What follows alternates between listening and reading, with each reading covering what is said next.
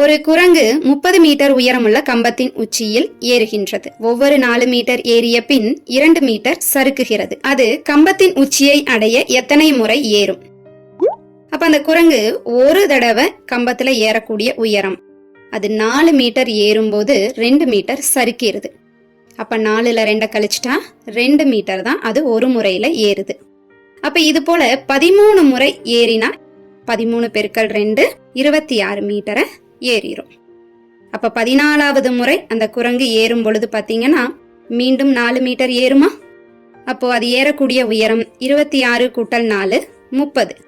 அப்ப இந்த இடத்துல 4 மீட்டர் ஏறி 2 மீட்டர் சறுக்கிறதுக்கு முன்னாடியே அது அந்த மொத்த உயரமான 30 மீட்டரை அடைஞ்சிருச்சு.